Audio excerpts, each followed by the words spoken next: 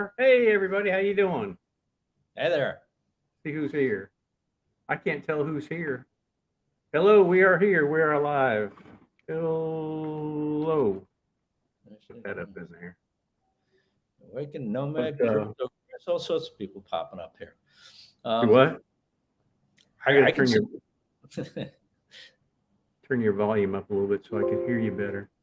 But so you had an enjoyable weekend down at Nana. Tell us about it. I go What every you Thursday can. night. Tell us what you can. I can tell you everything. I put a post on Twitter. I was at Bill's recommendation.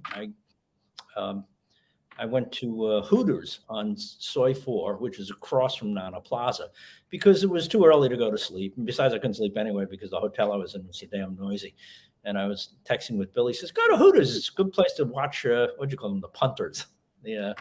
So I did. I went to Hooters, and I was surprised to find that Soy 4 and Nana Plaza were pretty crowded. I was like, oh, the crowds are back, and it was kind of fun to sit there. I used to go eat lunch there when I first moved to Thailand 6 years ago.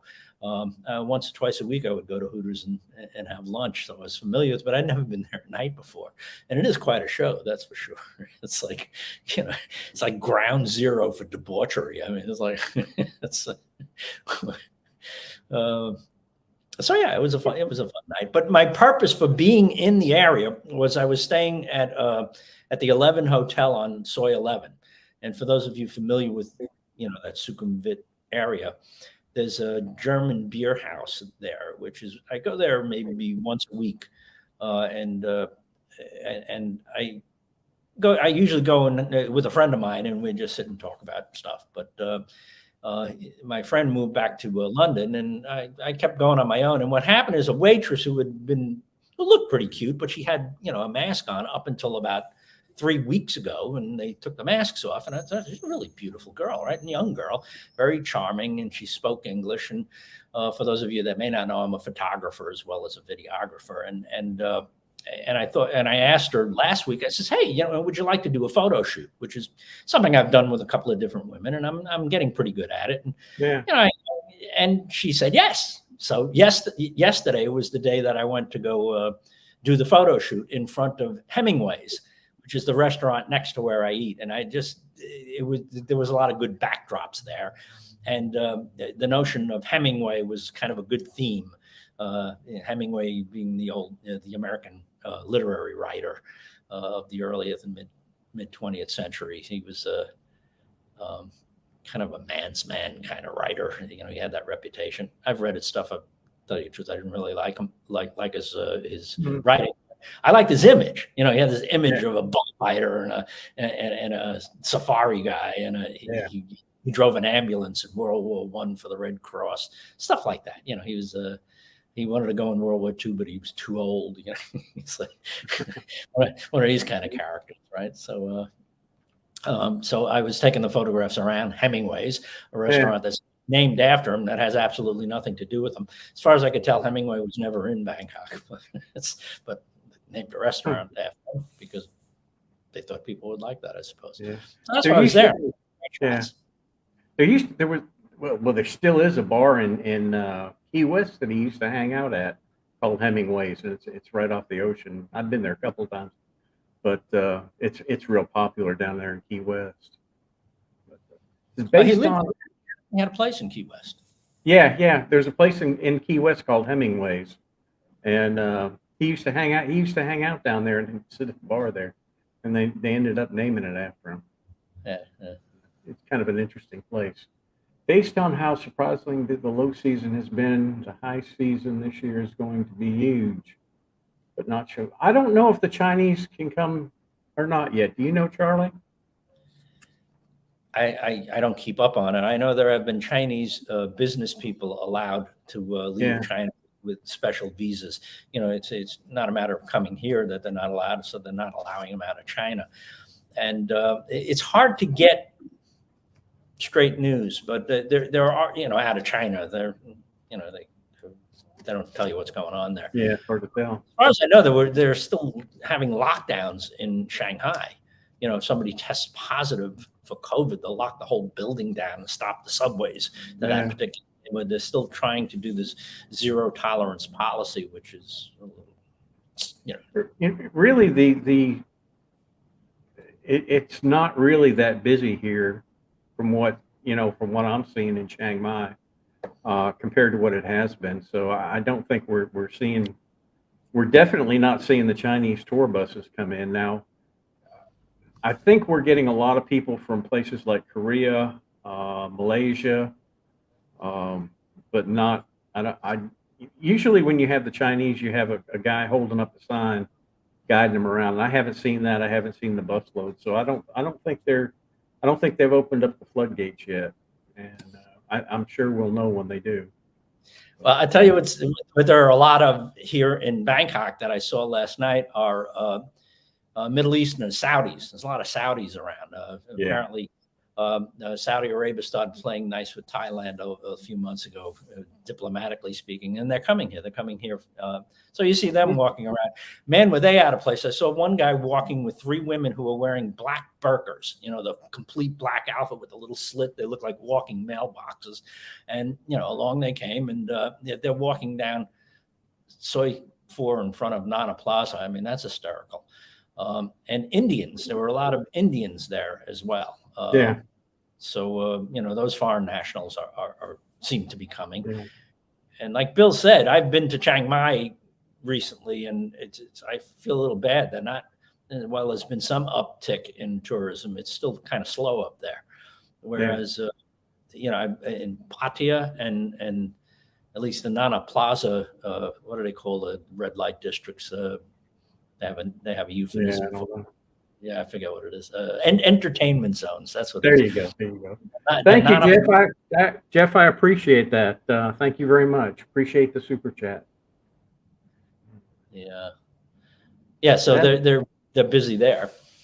Yeah. Well, they're always busy there. Usually, even when the times were down, there was always an influx of people going there. But we'll have to see if it gets any better than that.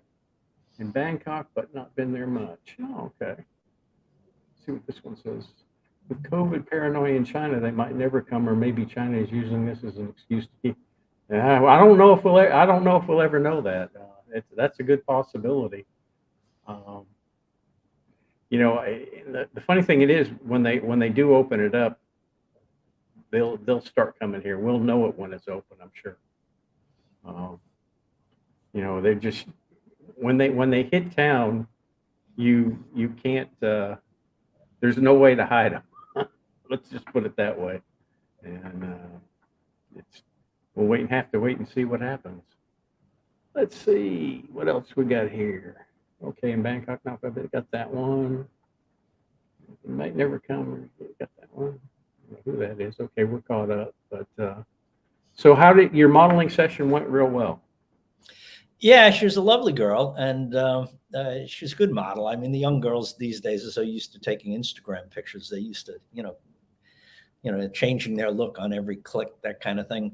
I've been doing photography now, serious photography, for a little over 2 years, and I have a studio here, and plenty of models that a handful of models that I've worked with here. So I'm getting better at it myself, but she was a good model, and she, really pretty face, and it was fun working with her. Her mother was one of the waitresses in the restaurant where she works as well. So I made a video about it.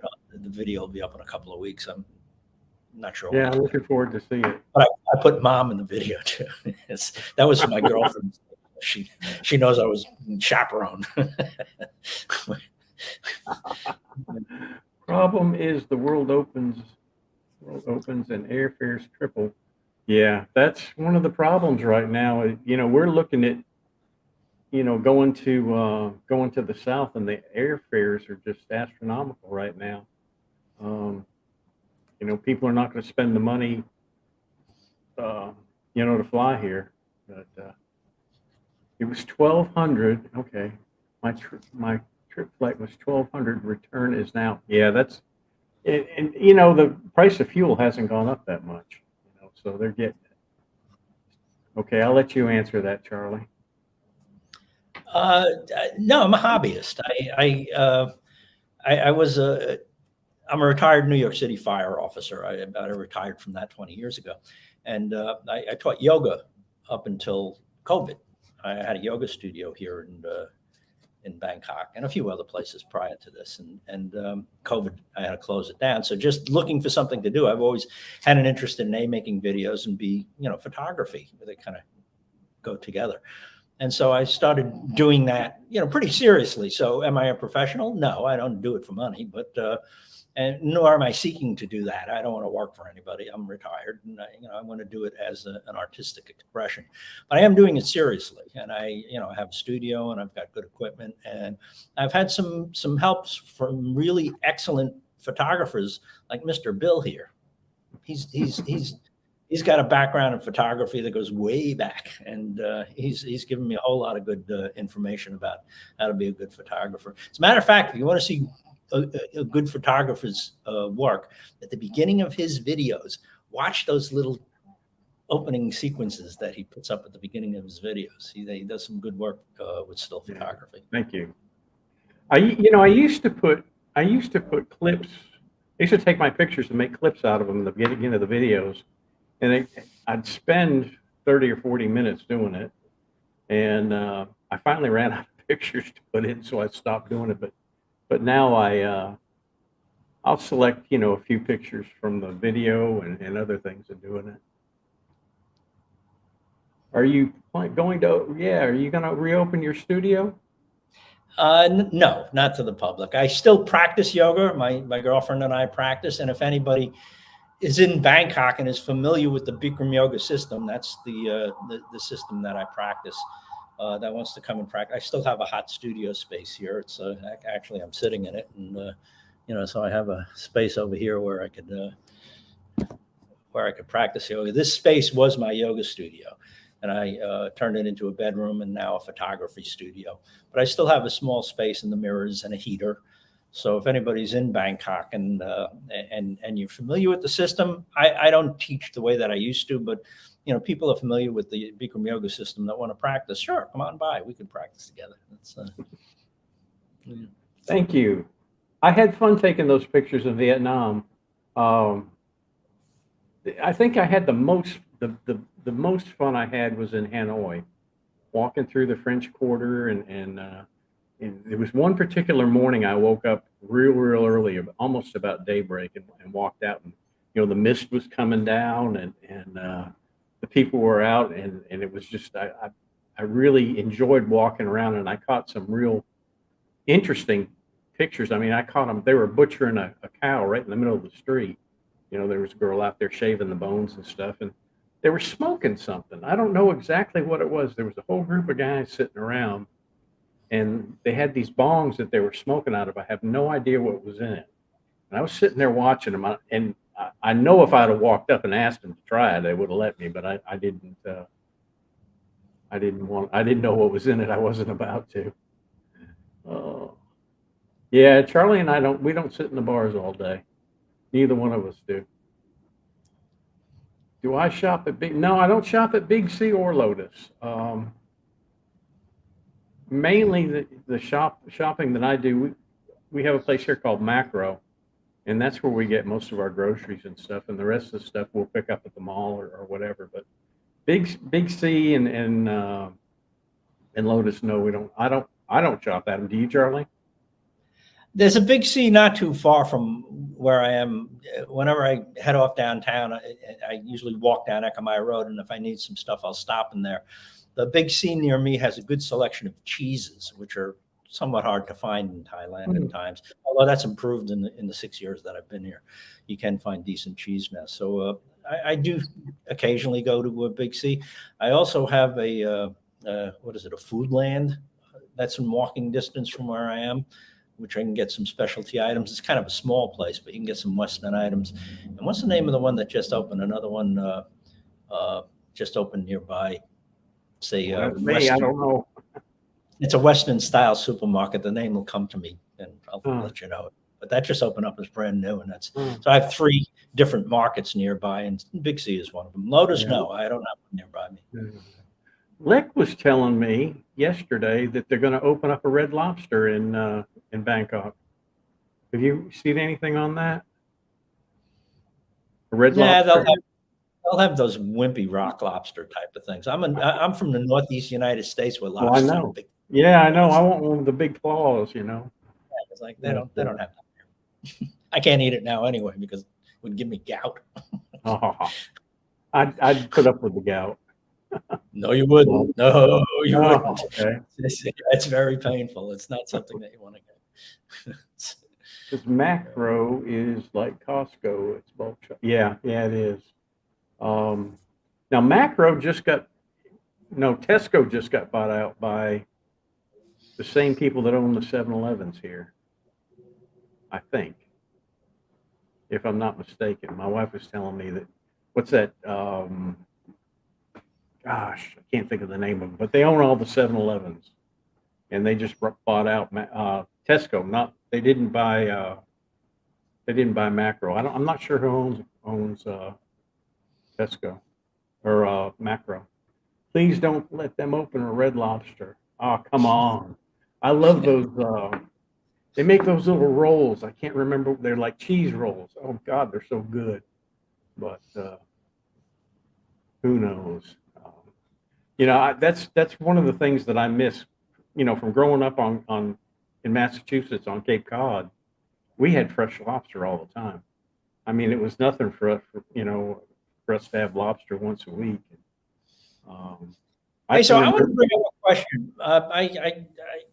I don't think you know, Bill, but we'll bring it up to the listeners, and you can chime in if you know anything about this. There was a kind of news thing that I became aware of last week. A guy named Andrew Tate. Have you heard of him, Bill? No.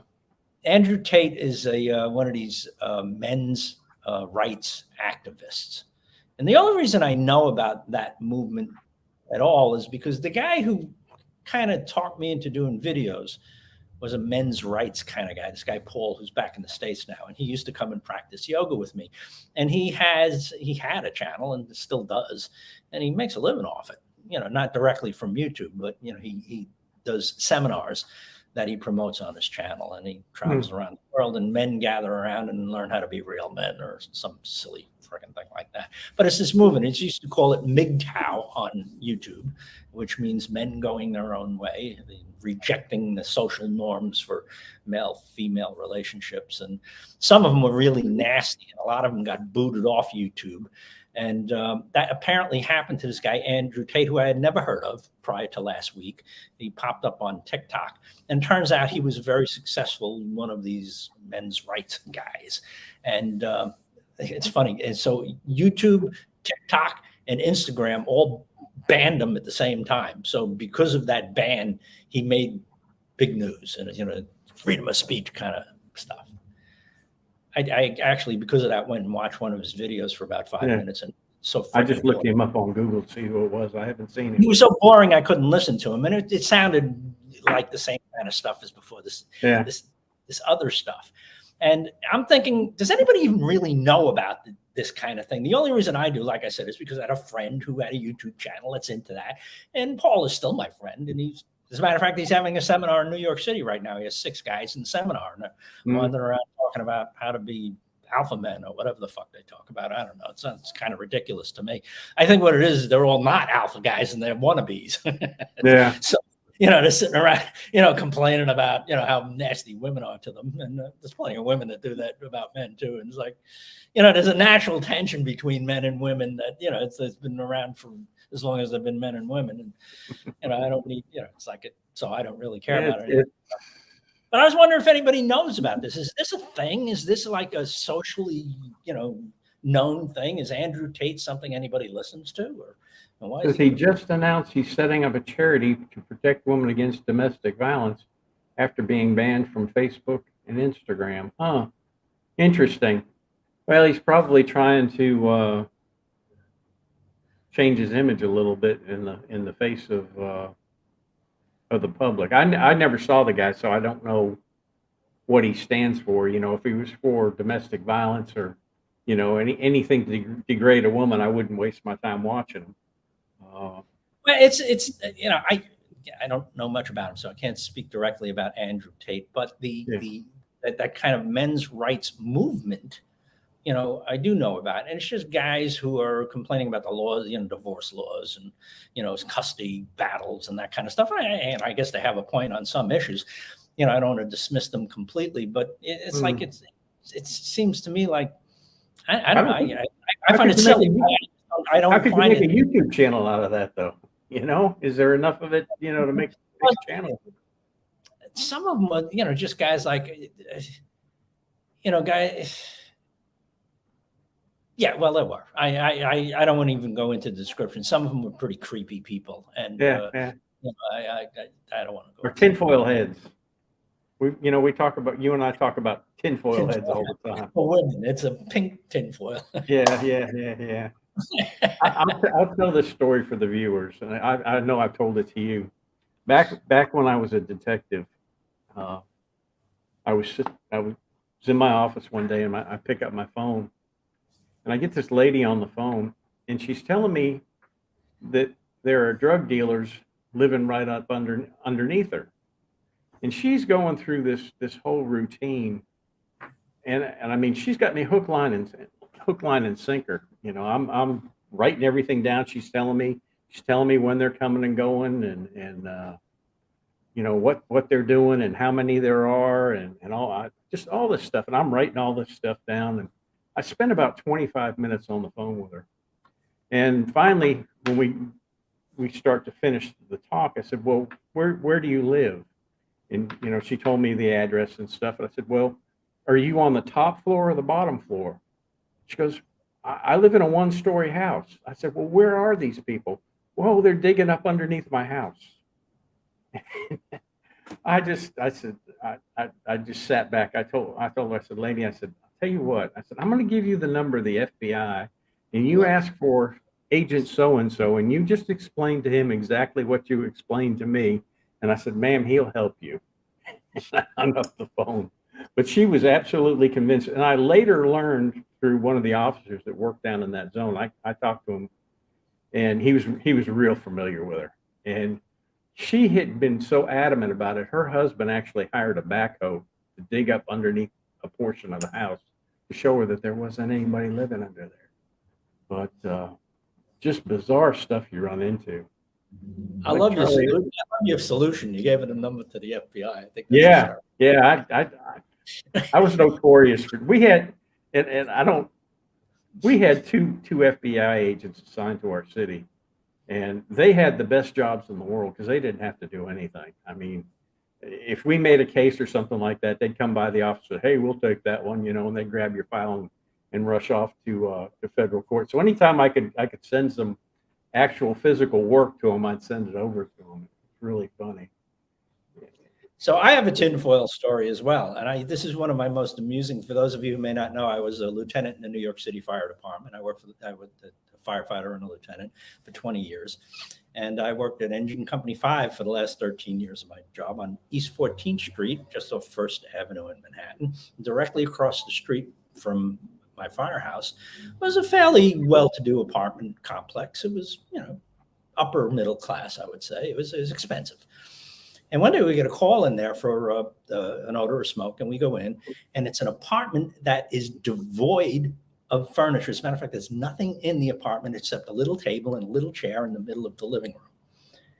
And which is the opposite of, very often you find clutter apartments, but this one was like totally empty and very clean. And this kind of diminutive guy, you know, about 40 years old, kind of slim and nervous. And what he had done is he wanted to reheat a pizza, and he put the pizza in the oven with the box, and he set the box on fire, and the box caught smoke, and that brought us. All right, that's how we got there. So that's not a particularly serious thing. So I didn't have to deal with it. My guys were dealing with the pizza box, and I'm looking at this guy, and he's like this nervous little guy, and I'm looking around this empty apartment as he's living in a strange fashion. And the tops of his windows are covered with tinfoil. So I'm looking around, And I said, look, I'm trying to tell him that you can't put cardboard in the oven. That's the message that I want to get to this guy. Is like, don't be putting flammable stuff in the oven. That's the only thing I wanted to tell him. I didn't want to spend that much more time than I had to. But just out of curiosity, I said, why do you have tinfoil on your windows? And he got nervous. His eyes got wide, and he looked around, and he says, to protect you from stealing your brain waves. So I looked at him, and I looked at the tinfoil, and I looked back at him, and without any emotion at all, I said, does it work? And the guy goes, yeah, he had a believer. And it totally changed his demeanor. And he wanted to tell me all about it. He was telling me how they were pumping gases in from the apartment above through the closet, which was empty as well. And I says, I'll get some. I says, I know exactly who we need to call on that. And I'm sure I'll send them over. I said, but you have to promise me not to put cardboard in the oven anymore. And he did. And I left. And it turns out a week later, there was another fire there. And Put the cardboard back in the oven. That day got some help for the guy. He was pretty much with that. But yeah, it's like, I said, does that work? And he was like, oh yeah. I'll tell you another quick one. Back in, gosh, it would have been probably 97. I was at home, and I got a call from dispatch, and they wanted to patch a woman through to my house, which they did sometimes, and I talked to her, and she was having problems with people entering into her house and moving stuff around and just crazy stuff. And I talked to her for about 15, 20 minutes. And I said, well, she goes, I know who it is. And I said, well, who is it? And she mentions an officer's name that I know real well. And I'm thinking, this just doesn't sound, it's not him. And she tells me she's got a picture of him. So coming in his house. So this goes up, the conversation goes on and on and on and on and on and on and on. Finally, I finally get tired of it. And I pull my old, call the FBI routine on her and give her the number. I gave her the number of the TBI and all that. I said, well, if he works for us, I said, you need to call the TBI and because we don't investigate our own officers. And I hung up the phone.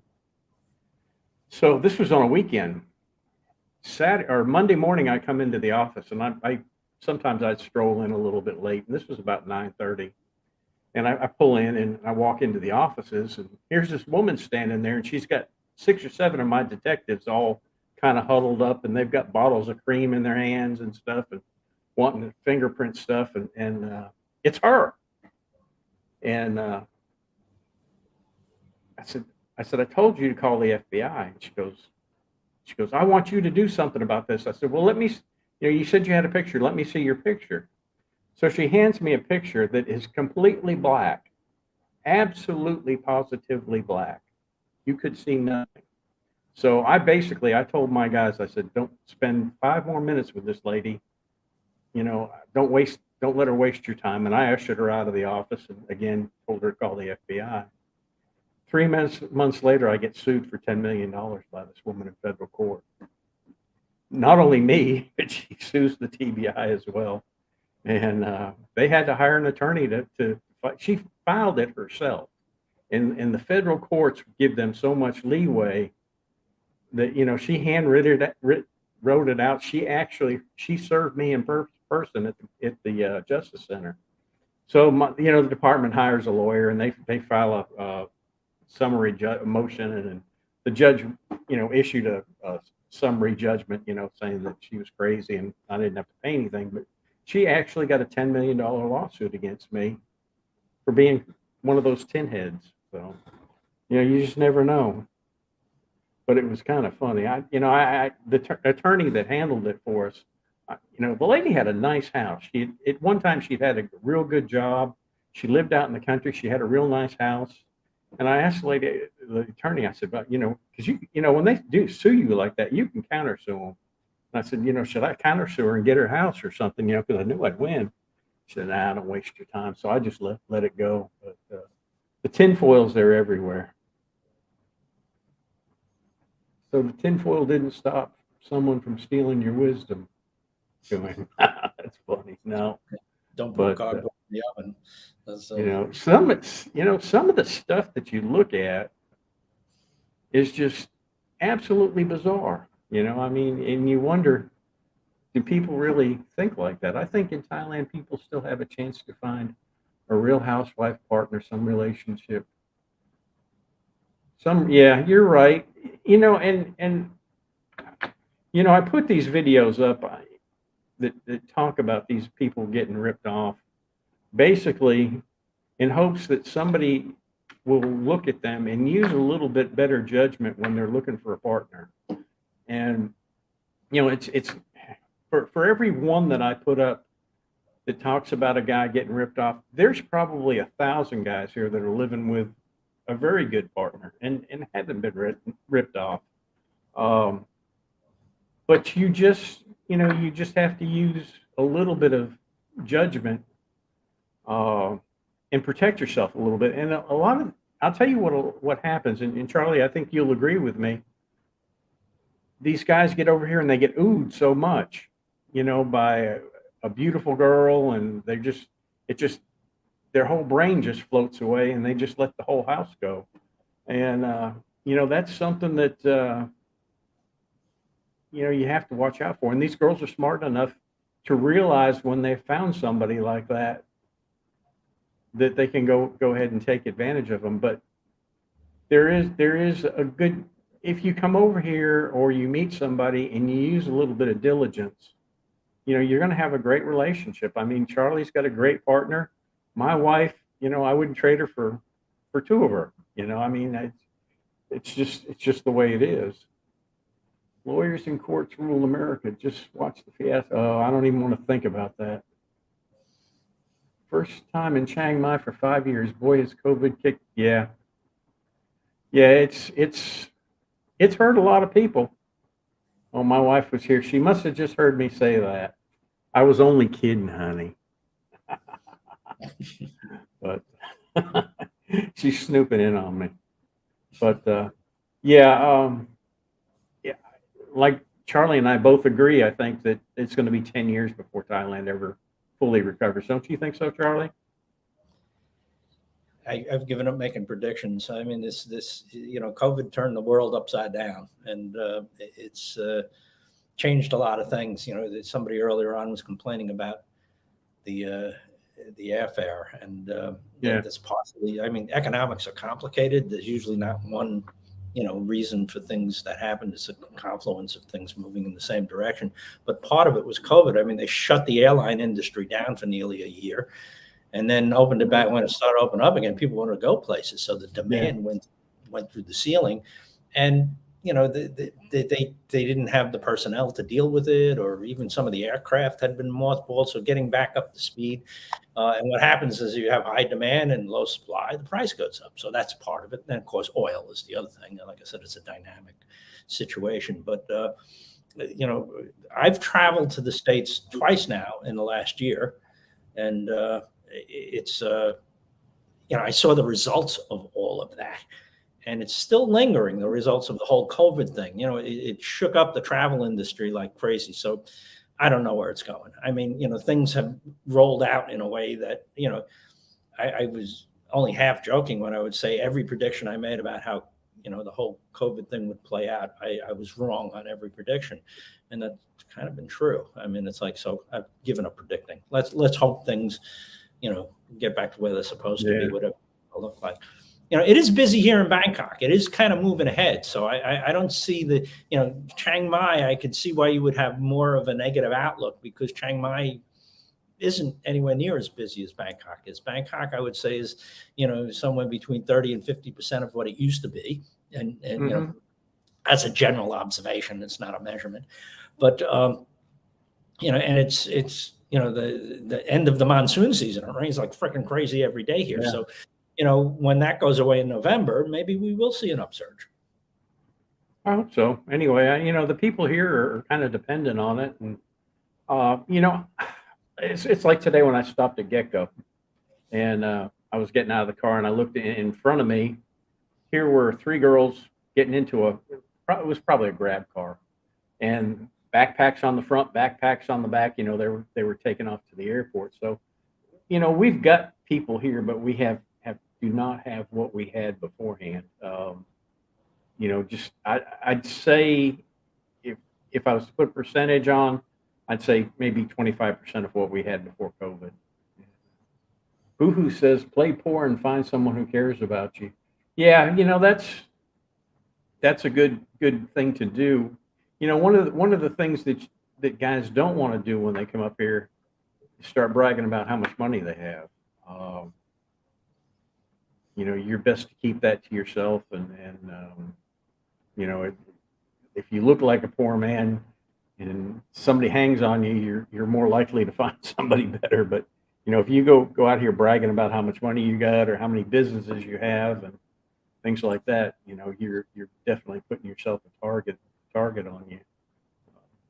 You know, but like, you know, I've always said, one gets off the plane every 10 minutes in Bangkok that doesn't think like that. But you know, there's a lot of stories about guys getting ripped off. You know, I get a lot of them on email. I got another one this morning that I was reading, and I, you know, I heard the story, and it was just crazy, but it happens. I would say the biggest shock of my trip was the amount of empty and closed businesses. Most people reckon that 125. Yeah. Yeah, I'd say you're probably right. But you know, every week we'll see a couple more places open up. You know, there's some iconic places here in Chiang Mai that closed down, like John's place. That place had been here for years and years and years, and he just closed the doors. Uh, there was one place, there was a hotel that some lady had emailed me about to go look at that she had stayed at years ago, and I went by that and it was closed down. It will reopen, but it has not. So a lot of them, and we've got a restaurant not too far from the house. What was the name? The Bistro, and it was kind of the local hangout. And he made it through I think one or two lockdowns, and then finally he had to shut down because he couldn't keep paying the help. And I ran into him, probably about 3 or 4 months ago. He's an American guy, and he says he's going to open up, but he's going to wait till, you know, it's a total all clear sign. And I think that's a lot of what the businesses will do when they're sure that, you know, there's not going to be any more lockdowns, there's not going to be any more travel restrictions, and then I think you'll see a lot of these places open back up, and then you'll start seeing other things go into the places that have closed down. Uh, you know, I think in Bangkok you're seeing a lot of that now, aren't you, Charlie? A lot of Places opening back up. Yes. There's a lot of new construction as well. Bangkok is a whole different, you know, playing field though than Chiang Mai. I mean, there's so much more money here. You know, there's a lot of upscale stuff going on. When I walk home down Ekamai Road, if I'm out at night,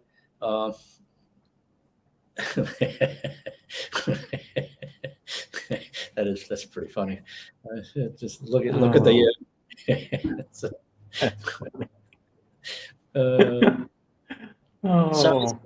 it's hard to say. I mean, construction is going like crazy here. I mean, you know, most of the construction projects are back underway. You know, the ones that were suspended. So they're building condos again. I don't know. I got to sell them to. You know, I just made a deal to extend my lease here for 3 years, and I still have Really good. I still have the upper hand in terms of bargaining. My landlady owns a lot of property. She owns 6 houses on my little lane right here, plus other condos and stuff. So she's really familiar with the property market, and there's been quite a pinch for people who like her, who, you know, they're renters, and you know, she rents these spaces out, and by my reckoning, about 40% of her stuff is still, you know, is still unoccupied. So it's good. I was able to negotiate a pretty good lease with her for 3 years. She was trying to get to raise my rent a little bit. I started paying 40,000 baht a month here when I took the place. I've been in this place for 4 years now, and and I negotiated that after the first year was up. I negotiated that down to 30,000 baht because the market had crashed and there was just plenty of places. So I signed a 3-year lease with for 30,000 baht. So she just came trying to put it back up to 40,000 baht. And I says, okay, I'll do that. I says, but if you want to sign another 3-year lease, I'll do it for 30. And she just agreed to that today. So we're still at 30,000 because she knows the value of having somebody that pays the rent and is stable and takes care of the house. And so it's it's still a buyer's market for renters. It is up here too. And it has been that way since I've been here. A renter, you can find places and just basically make the deal that you want. So I think they're seeing that too. For those of you that don't know, Petch PB is my wife. So she's sitting back watching and keep an eye on. Yeah, my husband played poor over 18 years since I marry him still. Huh? You're funny. She's a hoot, but in the house market here is really, really weird. Because see, back in 2011, we started looking to buy a house.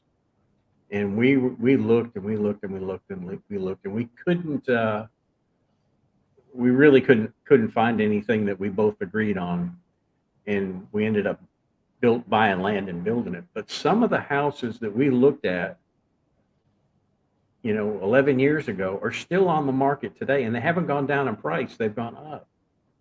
And it's just amazing. I mean, they don't usually, like in the States, if you don't sell your house one year, you lower the price 100,000 baht or whatever, but they don't do that here. They raise the prices up. And it's really kind of strange. And the land prices here, I'll just tell you, when we bought our property, we paid 7,500 per square wall. And right now that same property is selling for 1,250.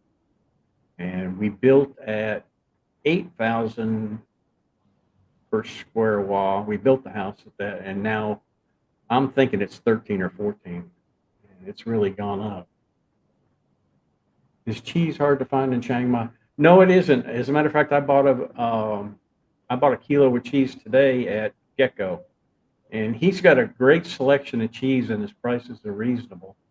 So it's really not hard to find. I don't know what, Charlie mentioned Big C. I've heard of people being able to get cheese in Big C, but I've not been in there to really look.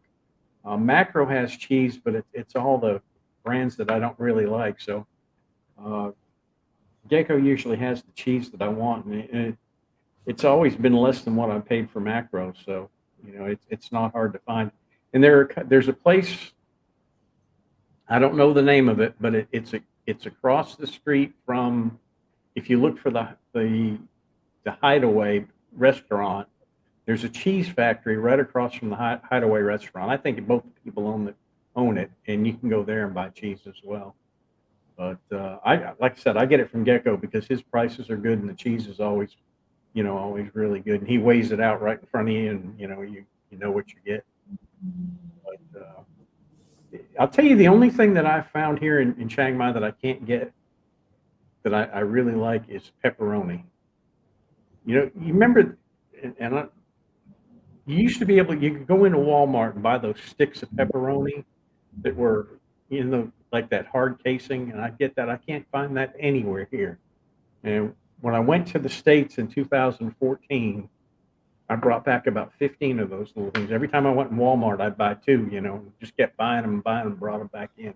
But those are the only things that I have a hard time getting here. I don't shop in Robinson's grocery store either. Let's see. Have you been to the restaurant? The restaurant I went there mid-July, only frying there. Was treated indeed. Do you know what the name of the restaurant was? Because I'm really not sure. I go up to that lake quite a bit. I used to fly my drone up there a lot. Is it one of the restaurants that is along the water there? Is that what you're talking about? Because I have there's several of them up there. I haven't been up there in so long that I don't know if they've built a restaurant up there or not. It might be what he's talking about. I used to go up there every morning, or 2 or 3 times a week, early in the morning, and fly my drone up over the lake and put the gorillas up there and all that good stuff. But they had these places where they have little huts set out over the water, and you could order food and sit there. Yeah, is it? Here he said, yes, the tables sit on water. I have been up there. It's been a long time, and it kind of depends on which one you go to, because there's several of them up there that are set up. The one we went to, we had great food. I think we had fish and a couple other things. It was really good. But there are several restaurants up there, and depending on which ones you go to, it would depend on which one it is. Yeah, yeah. If you go around to the back side of the lake, you go around the little corner, and you go around that circle, and they're before you get to the little circle there, and they're on the right there. Yeah, and I think there's some on the back side now too, if I'm not mistaken. They have built that place up tremendously. It's probably been about a year since I've been up there. I need to take a ride up through there and just see what they've done. Now they've redone the bridge going in, and I'm not sure if that's finished yet or not. I have to go up and see. I haven't been up there in so long. I don't know if I took you through there. I don't think I took you through there, Charlie, when you were here. So a big lake up on the north end of town. I don't think I did. No. We went up Doi Pui. If we came down from that village up there and walked the trail down, which I did on a motorcycle one time, that I don't even want to talk about it, but we would come down. The last time was really kind of special. The Butong Falls. Yeah. And I have my next video, which is coming out Wednesday, is about that trip. And or is it really up, or is it already up? I forget. But it's already up. Yeah, I've seen it. I liked it. You did real good on that one. And, yeah, thanks. But that was a fun trip. It was really kind of special because you can access this jungle. They have you actually feel like you're out in the jungle, and it would have been a lot better if that walkway would have been completely. If we could have walked all the way around it, because it's really nice on the other side as well. You actually go down. You go down the steps that we went down, and you get to that platform. Then you go up the steps on the other side. That place where you stopped and you took the video of the guys we were on that platform. Remember, they were eating. But if you go up past there and go around, it takes you right back into the parking lot. It was really nice. It's a workout too. Yeah, but it's kind of special to be able to, walk down a stairway into a jungle. It's like, you can access a real jungle. And if you're a little bit younger and agile, you can climb up the waterfall. It's what they call it, sticky rocks.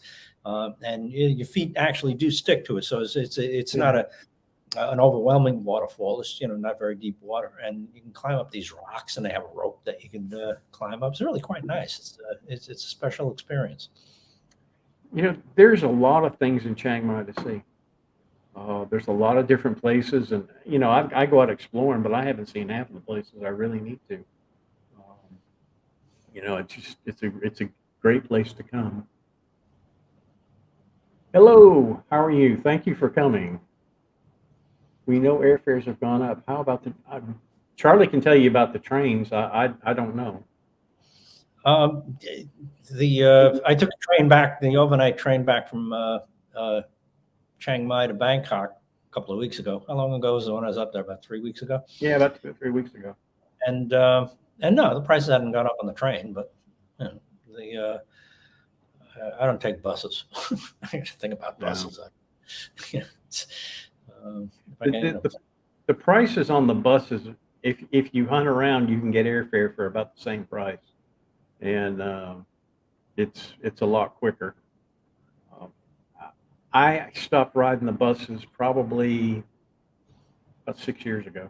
We don't even bother checking the prices. We just go for airplanes and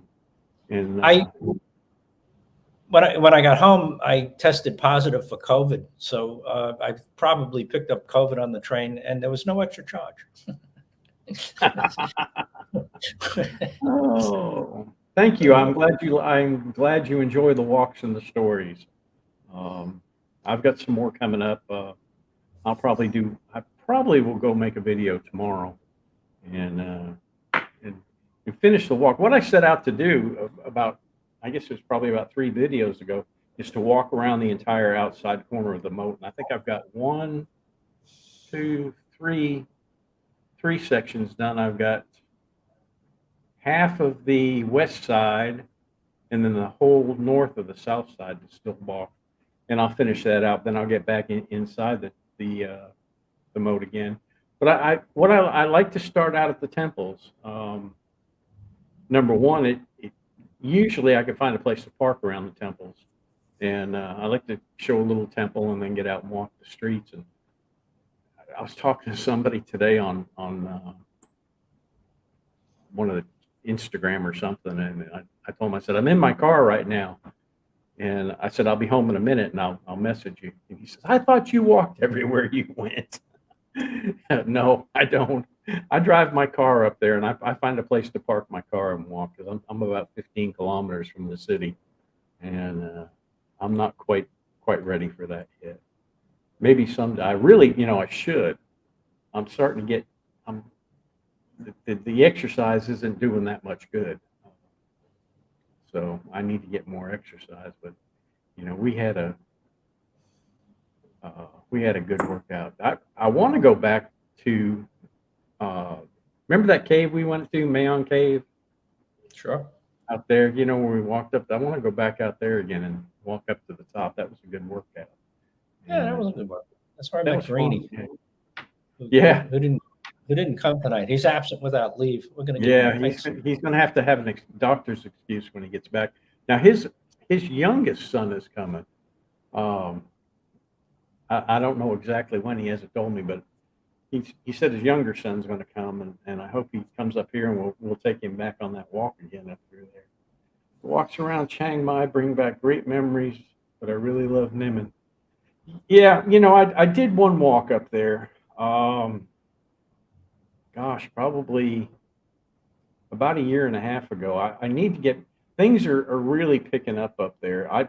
We had to go up there yesterday because Lex cracked the face of her phone, and the guy that fixes the phones is up there, and Nimen is coming back to life, and after I finish the walks around the moat, that's probably where I'll go walk next. But it's starting to pick up there quite a bit.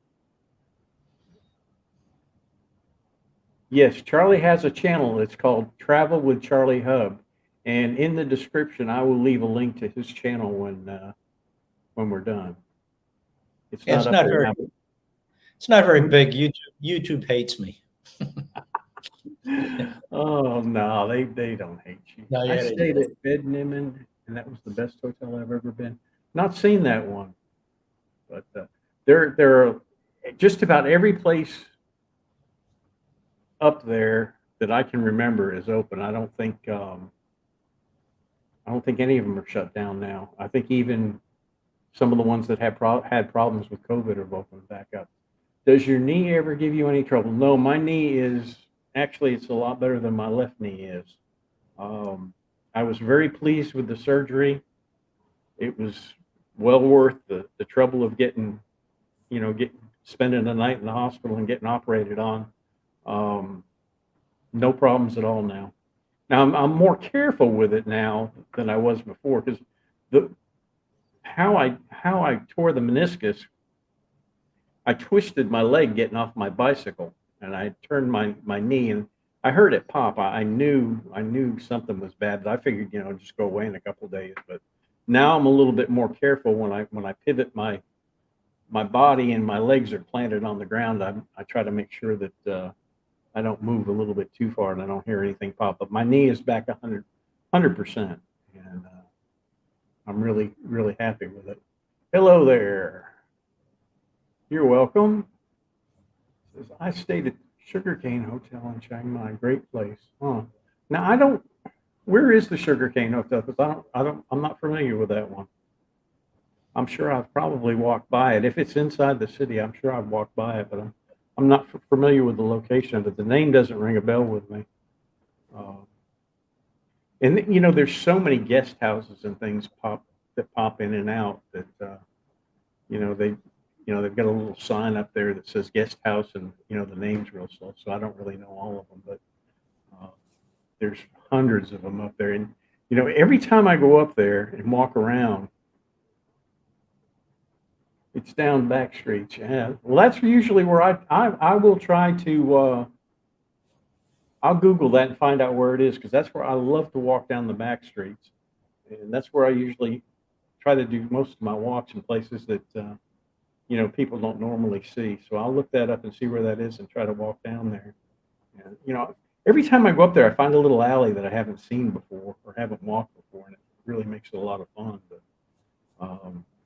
you know, I'll tell you, I got up in there 2 weeks ago, and I was in the southeast corner, and I had made a wrong turn, and I got into a little section that, I mean, my door handles were inches away from the walls on each side, and I just, woo, you know, it just scared me to death. My wife saying, another match starts. She's watching football. Who are you rooting for this time? I haven't heard her yell yet, so her team must not be winning. But when are you coming up again? Who, me? Yeah, you. Oh, I don't know. Right now, like I said, I had COVID, so I was sick for a week, and I haven't been making many plans to go anywhere. And now I'm feeling better, I guess I could think about that. But you know, my next trip is back to the States in December, and Yeah. I'm looking forward to that. I'm taking a round the world trip, which I've done before, but this is not in over 3 years. So I'm flying from here to New York, and where I'll visit family for a month. Then I'm going to Chicago and taking an Amtrak train across the northern part of the United States to California. That's a 3-day trip in January in the snow through Donna Pass. So I'm really looking forward to pictures of that. I just kind of like trains. Yeah, one of the reasons I wasn't sure of what videos were published is that I'm publishing videos ahead of time. I want to get 4 or 5 videos. I publish once a week on a Wednesday night. I post my videos on YouTube once a week on a Wednesday night. And I want to get 4 or 5 videos in the bank out in front of me, because I found that when I do go to the States, where I like to go twice a year to go visit my family, when I post videos from the States, they do really bad, which, you know, I'm not interested in figuring out why. I just want to have 4 videos that I can still post 4 videos while I'm out on vacation. And then, because I'm going to be gone for more than 4 weeks. Matter of fact, I might be gone as long as 3 months. But I am planning a video for the Amtrak trip, the trip to Chicago. I'm going to theme it against Route 66, kind of runs parallel to the Amtrak route, and which starts in Chicago and ends in San Francisco. So I'm, you know, going to work the video around that whole story. And then when I get to the West Coast, I'm flying to the Philippines. And that's why I don't know the termination of my trip yet, because I don't know how long I'm going to stay in the Philippines. Depends on, you know, what kind of time I have in the Philippines.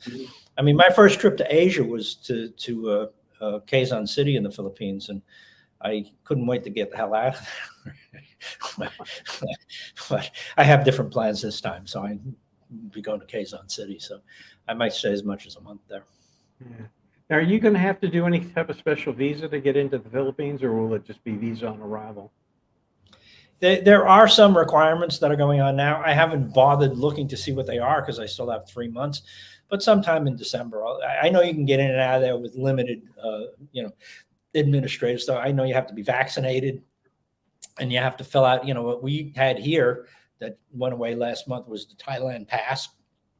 they have some version of that where you have to assert that you are, you have to certify that you've been vaccinated and you're not an alien and you don't wear tinfoil hats. I don't know. They have a couple of things they have to comply with to get in and out, but I don't think it's that difficult. I think, there are people going in and out of the Philippines now. So, I'll deal with that, a couple of weeks before I leave. Yeah, I was wondering about that going into the other countries now. I want to go back to Vietnam, and what I'm waiting for now. I think Vietnam Jet now is flying in. They're starting to fly from Chiang Mai to Hanoi. They're going to start that next month. But when they start flying back to straight from Chiang Mai to Da Nang, I think probably Lek and I'll go for a week. And, yeah, well, you can fly in and out now. You can get a visa. It's not on arrival. You have to pre-apply. Yeah. That's always been the way in Vietnam. But, as long as there's no COVID requirements or anything like that. They've lifted it. Vietnam. As a matter of fact, they're not even wearing masks there, the way they do here. So like COVID's over there. So I guess that's it. No more COVID in Vietnam. Yeah. Good. I don't know if the airline routes, like the air routes, are probably not yet back up to speed, but the country is open. And when Greeny went, I don't think he had any problems as far as that was concerned. So whenever they start doing direct flights to Da Nang, I'm going to tell Lek to go ahead and book us one and get over there for a while. Donna Pass is scary during the winter months. Will you be going through there in the winter? Yes, I will. You got to take some pictures, man. I want to see the pictures when you get back. Yeah, I don't think the train actually stops in Donna Pass, but it does go through it. And I learned that from YouTube. You hang it out the window. Yeah, I'll make a story around that. It's like this is one of these videos I'm planning way out in advance, so it'll something about the Route 66. I'll hook it together with Route 66, and I'll definitely mentioning Donna Pass as we go through it. Hopefully get some video of it. The good, for those of you who haven't watched Charlie's channels, the good thing, and I kind of get the back seat to it. I'm kind of you usually tell me what you're doing, and he puts so much planning into his videos and does so much research on them. When I look at him, I just say, yeah, he told me about that. He's going to do that. And they're really, really interesting. He puts a lot of work into them and does a lot of research. And there was one video that you did that was really good. That your editing was just excellent. And I can't remember which one it was, but oh man, yeah, check out his channel. It's really good. Donna is hotter than hell in the summer, huh? It's better to stay in Monjam, or it's easy to travel from Hangdong to Monjam. As a day trip, I'd stay in Hangdong. And I'll tell you something that's going on up there right now is up in Monjan is the government has stepped in on some of these resorts up there that were made on government land. And there's been a few protests up there in the last couple of days. The people up there are protesting. The government wanted to go in and bulldoze their resorts that they had built on government land, and there's a big debate as to whether they're actually going to be able to do it or not, because they had hundreds of people up there protesting just a couple of days last week. So it would be much better to stay down in Hangdong and just take a day trip up there, because it's a short ride. It'd probably take you maybe an hour to get up there and see it and then come back. So yeah, that would be the best thing to do, unless if you did want to spend the night and see the sunrise up there, that's a different thing. But it's definitely doable. I'm going to leave my job to pursue my passion. What's your passion? We got to hear. Yeah, I hope your passion pays well. Very often they don't. Yeah. That's something that we often get asked. I get asked a lot, how much does it cost to live here? And it's really a hard question to answer, because people have different tastes, so there's really no one straight answer. I can tell you my recommendation. If you want to live here, you should have a solid income of at least $1,500 a month that you can depend on every single month, and you can live comfortably on that, depending on your lifestyle. If you like to go out to the bars every night and you like to party and stuff, it might be a little bit more, but you know, you can get by on 1,500. So if your job is going to pay you good, you're okay. Because about Vietnam, we spoke a few weeks ago, and recently Patty did one scam. He cut his trip short. Feel bad for him. Yeah, I'll tell you, I watched that video, and what happened was he had booked something on the internet, and when he got there, it wasn't exactly he had what he thought he was getting, and they pretty much took advantage of him, and really where he was down there, there's not a lot down there. So I think I love watching his videos. I don't know about that. What? I don't know what was going on in Patty Doyle's head, but it Yeah. seemed to me that he was fried. That he took this chore of motorcycling through this very long country, and he had he puts a lot of work and effort into his videos. He does put a lot of work in his videos. I appreciate his videos, so I don't want to knock him. But I think what happened there is he got overwhelmed because he landed in Ho Chi Minh City. I could make 20 videos about the neighborhood that he lived in. He did one video on all of Ho Chi Minh City.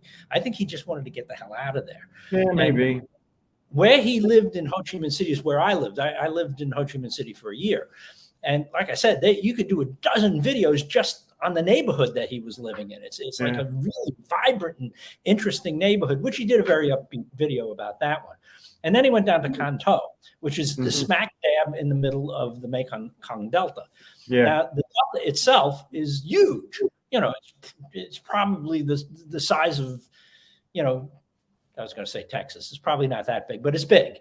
And it's and there's one industrial town in the center, Can Tho, is where he had this poor experience. And that's what he highlighted. And he even says this. I mean, he talks about it in his video. He doesn't hide I felt bad for him. I watched the video. He was in a crappy mood, and it was reflected in his artwork, which to me makes his artwork better. Because he's doing an authentic expression of who he is through video. Love his video. I think he was just burnt out, fried, and wanted to get the hell out of there, and his ass hurt from sitting on that stupid motorcycle for 3 months or however long it was. So that is not a reflection though of the area he's in, because I was there, and there are beautiful jungles there. There are, Ho Chi Minh City is an amazing city and an annoying city. I mean, you get both sides of the coin there. But I could do a dozen videos just on the neighborhood where he was in Ho Chi Minh City. And as for the Delta is enormous. And just saying, I got scammed in Can Tho is not a reflection of what that whole area is. So he kind of dropped the ball on that. But, I understand why. It's like, and as Bill and I have been talking about for a while now, I don't, I don't make any money off YouTube, but YouTube revenue is down for everybody because advertising is down. So I suspect he's working his ass off and making less money. So that can be a very frustrating state of affairs. Well, Beverly says he wasn't feeling well. Yeah, I could notice it in his voice, and I was wondering if he wasn't coming down with COVID. You could tell he just he wasn't. And I admire him for understanding that he just wasn't up. He didn't have the feeling to finish the videos, and I admire him for stopping him rather than going out and putting out something that maybe people wouldn't like, pack it up and head for home. I've found myself in that situation quite a few times when I get somewhere to make a video, and I'll start making it and I just don't feel like doing it, and it shows when I get home. A lot of times I don't put them up. I'll look at it and say, I can't put that up, because I wasn't in the video mood. And yeah, well, that's good. I love the guy's videos, and when he shows something, he shows it like I want to see it. And he has this way of describing things. He's not in your face. he's just a good person to listen to. I really enjoy listening to him. He had a lung infection, not COVID. Well, that can be just as bad. Hey, good to see you. Hope everything's fine. Well, listen, folks, we've made it an hour and 10 minutes, so I think I'm gonna go join my wife watching the football games. I think maybe depends on close out whether on sunny England. I didn't think the sun ever shone in England. But anyway, we appreciate everybody coming in, and we'll see you next week, same time, same place, same station. Y'all have a good day. Thanks for coming in. Bye-bye. Adios.